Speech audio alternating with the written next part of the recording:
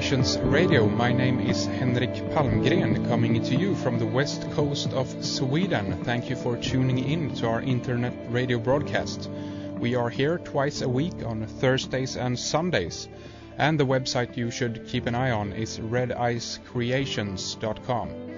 Today we have an interesting program ahead of us. We are going to follow up on our World War II theme and talk about the rise of Hitler, and we're going to talk about who potentially put him there into power.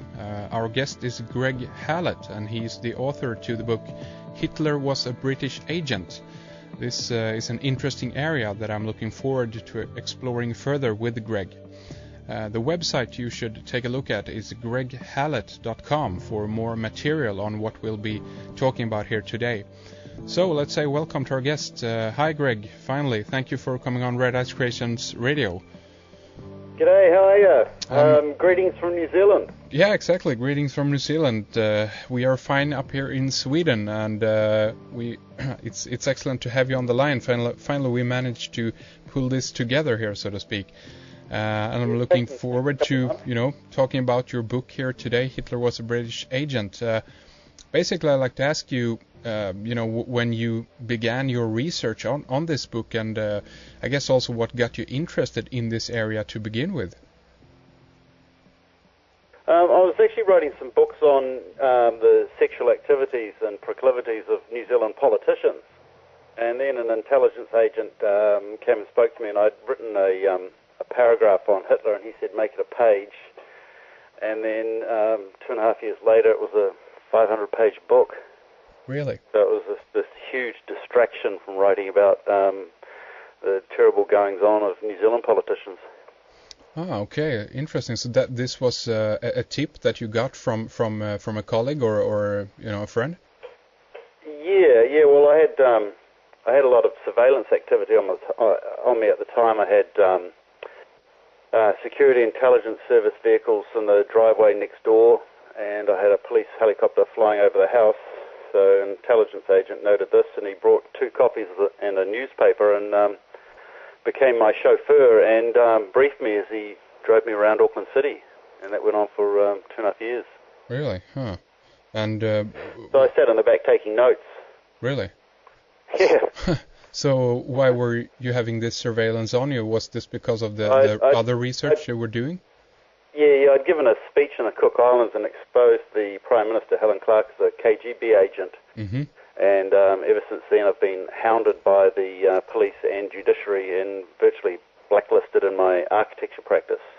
Really? And since then it's become very obvious that Prime Minister Helen Clark is a KGB agent, and she was trained in Tavistock, St. Petersburg, and is a graduate of the Freud Hilton. And her training is very similar to Hitler's training, where foreign countries locate disgruntled individuals and take them back to their country and train them as double agents and then advance them to destroy that foreign country. Mm-hmm. Mm-hmm. That was what Britain did with Hitler and destroyed Germany totally, and that's what Russia is doing with Helen Clark. She's absolutely destroying New Zealand and all known vestiges and qualities of the society here. It's almost a repeat pattern 60 years later. History repeats every 60 years, plus or minus 2 years, the same thing that Hitler did to Germany, Helen Clark's doing to New Zealand.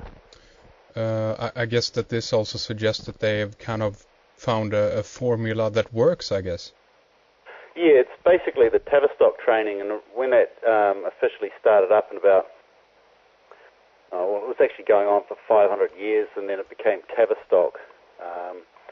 And the psychological training for the previous 500 years was all gathered and centered in one place, and that's been used and developed ever since. So most of the politicians we look at on TV are actually double agents, not serving the country and serving some foreign power, and essentially serving the New World Order and the central banks. So the current move is to make politics so corrupt to create a tax revolt, and then the tax won't be paid to the government, it'll be just an increased interest rate paid to the central banks, and that will be part of the One World Order. So you're saying that the people, that's the point here, that they actually should be, so to speak, they should notice that they are corrupt and they should become tired of the politicians? Oh yeah, but I think the general public is now beginning to realise, whether they're saying it or not, that governments are actually just a mafia operation. Right. And if you look back on the last 35 years, what your government has done for your country, in New Zealand's case, it's absolutely nothing. They've just completely eroded everything. And the judiciary in New Zealand is now a complete, utter and total fraud. The police in New Zealand are rapists and pedophiles and murderers, and the rapists, pedophiles and murderers are promoted to the top positions. So we've got 100% corruption happening in the New Zealand government, the New Zealand judiciary, and that's covered up by the New Zealand media. And there's no heterosexuals in the New Zealand media. All right. Well, yeah, let's... So it's similar. What's happening in New Zealand, which I've written about in my most recent book, New Zealand, A Blackmailer's Guide, that has direct parallels to what was happening in Germany with the pink swastika. Tell us about that. Well, Hitler was well reputed to be homosexual and cover relationships, and he was also a coprophiliac, and a lot of his staff were homosexuals, but they all fronted as fierce fascists. And we've got a similar situation in New Zealand where 75% of the current government is not heterosexual. And Prime Minister Helen Clark has introduced the Electoral Finance Bill, which is essentially judicial fascism, where no one is allowed to speak up against anyone in government on penalty of something like 2 years jail without trial and a $10,000 fine. So what we've got, what people overseas in Sweden and everywhere in the Northern Hemisphere, they see New Zealand and they see mountains and rivers and sea and surf and bird life and trees. Right. When you live here, it's a mafia operation run by double agents, running it at virtually 100% corruption. I mean, you mentioned kind of their own, I guess, personal, I would say that their sexual activities or whatnot, to that extent. But are you saying also that this is in some way being used against them then, that they can utilize to, either for blackmail or for just, to carry out the purposes of someone else? Is that what you're saying here? Yeah. Well, politics now runs on shame, and the most shamed person is advanced to the highest positions. So what happens when someone, let's say Jonathan Hunt, the New Zealand's High Commissioner to Britain, he's a well-known pedophile and international organising pederast, and he's advanced to that position as a pedophile, and what he does is he surrounds himself with other pedophiles and other sexual deviants who won't disclose his pedophilia. So then we've got a situation where right through government from the highest ranks to the lowest ranks, right through the judiciary from the highest to the lowest, right through the police from the highest to the lowest, and right through the media from the highest to lowest, are all pedophile minders who have been nurtured into their positions by either shame or covering for someone else's shame. And it was the same with Hitler. This is definitely. This is very, very interesting. We've got a similar situation with the Prime Minister of Denmark. Is it Rasmussen? Rasmussen, yeah, right. Yeah, he's constantly being delivered to hospital late at night in a dress. He's a cross-dresser, takes drugs and has sex in parks, and gets either knocked out or drugged out, and then delivered to hospital, and the nurses there say, it's a very nice dress.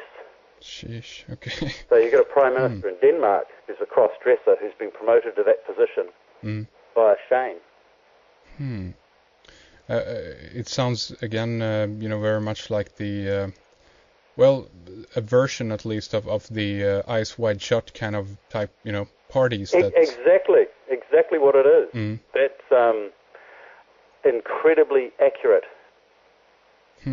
And it did something to Tom Cruise and Nicole Kidman's marriage. Yeah, well, that's right, exactly. It busted that wide apart. Yeah, it did. And that was just acting the part. Weird, yeah. Being it. Strange. You know what?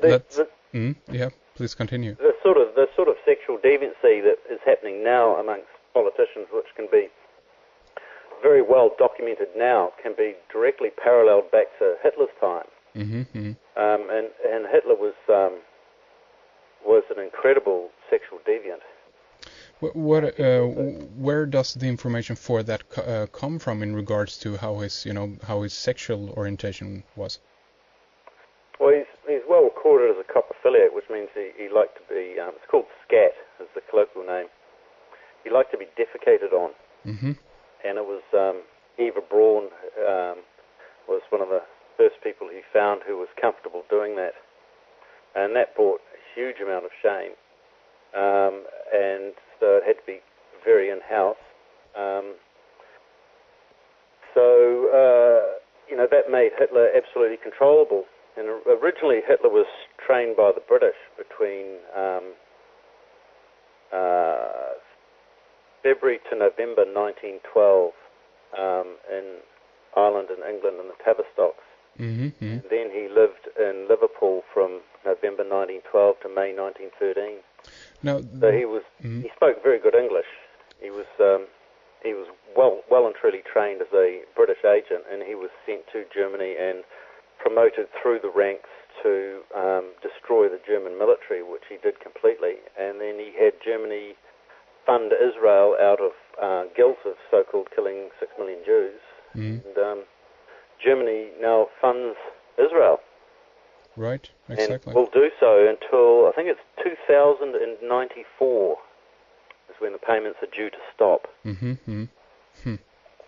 You know, that's what you're saying, that Adolf Hitler was in England between or in and around 1912 to 1913. As I understand, this is something that was supported by his, was it sister-in-law's book, The Memoirs of Bridget Hitler? Yeah, that's right, yeah. And she talked about this in her book? She talked about it in incredible depth and from a position of domesticity, like from a position of being in the home and having him around and living with him, etc. And Hitler was constantly poring over maps and talking about Germany's takeover of Britain and Europe, etc. He had been deconstructed, which means that his mind was now aligned to the mind of the British government and the British war plans, as opposed to having his own subconscious mind.